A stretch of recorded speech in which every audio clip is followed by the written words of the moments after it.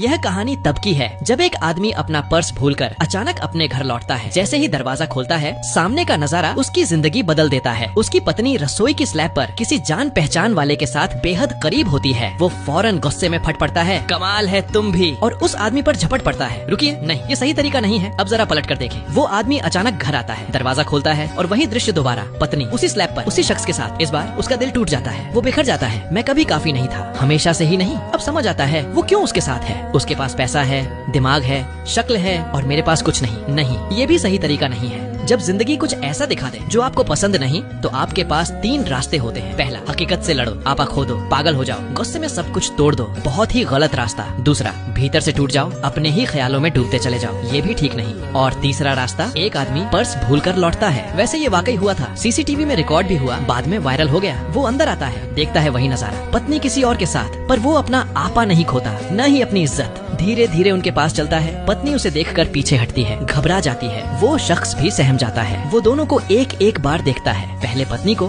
फिर उसे। शांति से अपना पर्स उठाता है और मुड़कर चल देता है। पत्नी उसके पैरों में गिर जाती है। माफ कर दो, प्लीज माफ कर दो। वो धीरे से उसके हाथ हटा देता है। वो अब भी घुटनों पर है, उसकी टांगों से लिपटी हुई। फिर वो उस शख्स से हाथ मिलाता है। अब वो रिश्तेदार था या नहीं, कहना मुश्किल है, पर कहानी में थोड़ा रंग आ जाता है। वो आदमी भी असहज होकर हाथ मिलाता है, और फिर वो आदमी बिल्कुल शांत दरवाजा बंद करके चला जाता है। हाँ, उसे तकलीफ हुई। वो इस रिश्ते को लेकर बहुत उम्मीदों में था। उसे लगा था कि उनके बीच कुछ खास है, एक साथ भविष्य की कल्पना की थी। पर जिंदगी ने जो दिखाया वो सच्चाई थी, और किसी अजीब से तरीके से वो शुक्रगुजार था कि ये अभी पता चला, बाद में नहीं। क्योंकि उसका एक नियम है, हकीकत को हमेशा स्वीकार करो, उसे नकारो मत, उससे लड़ो मत।